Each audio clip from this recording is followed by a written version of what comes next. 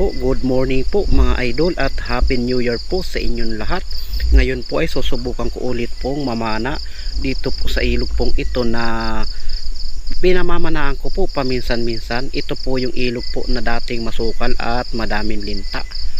At ayan nga po akin na lang pong binidyuhan yung isda pong nadaanan ko dahil po ay may nauna na po sa akin mamana po ng oras pong yan kaya yung pong malalaking isda at napakaiilap ay malayo na po so maliliit lamang po ang mga nadadaanan ko po at umabanti po kung utay-utay, kaso nga lang po talaga pong yung malalaking isda ay mga nakapagtago na po sila sa mga lunggaan pong malalalim po at kahit ilawan ko ay hindi po sila makita at talaga pong napaka lalim po ng mga lunggaan po sa mga gilid po niyan po.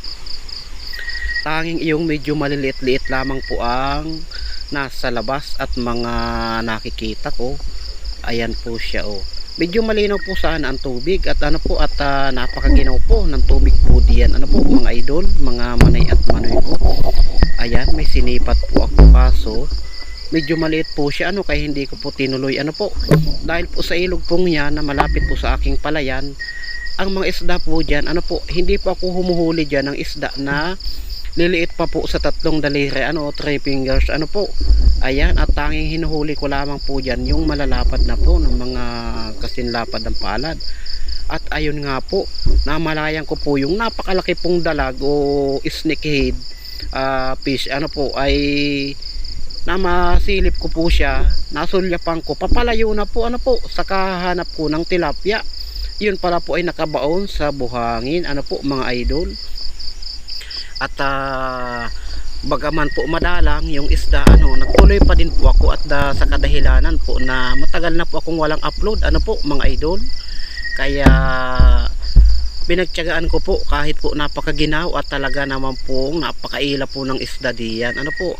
Hindi na po ako nakapag-sit up po ng ambush sa mga isda gawa po ng medyo po nagmamadali po ako at medyo kinakatip din po ng tubig po at may nadaanan po ako diyan na gawi pong mga tinabsan at napakadami pong biga po. Sadya pong napakatip po ng mga bulok na dahon o palapa ng biga po. At ayan nga po, hinahanap ko po ulit po yung malaking dalag, kaso sa kasamang palad ay hindi ko na po nadaanan. At ayan nga po, ako po ay namangha at ayan na lang pong binidyohan ko ulit mga maliliit pong inakay ng dalag po. Yan po yata yung yung anak po nung dalag na nabubuko kanina na malaki. Ayan, ang dami niya po na mga inakay ng dalag o fingerlings po, mga ilang buwan po o isang taon po, napakadami po ng dalag pong iyan po, wag lamang malalason.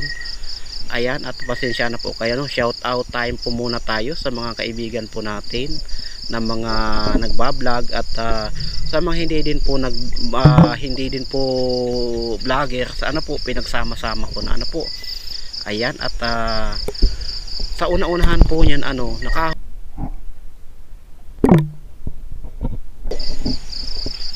ayan, at tuloy-tuloy pa din po ako sa pag-video po niyang mga inakay po ng dalag. Kaso yun pong malaking dalag na inahin po niya na nagpapastol po, nakatakas na po siya at hindi ko po agad nakita nung ako papalapit. Sayang po nun, ang laki sana. At ayan na nga po mga idol, hindi ko na po nakuhaan ang pagpana ko sa isang malaking tilapia pong iyan mga idol. At nung ako po nakahuli ng isa pong iyan, ako'y nag-uwi na po at nag-iisa lang po ako sa aking palayan at sakto na pong pangulam po po ng patanghali pong yan. At salamat po sa biyaya po ng kalikasan. Salamat po sa ating Panginoon, tayo po ay pinagkalooban ng pangulam po mga idol.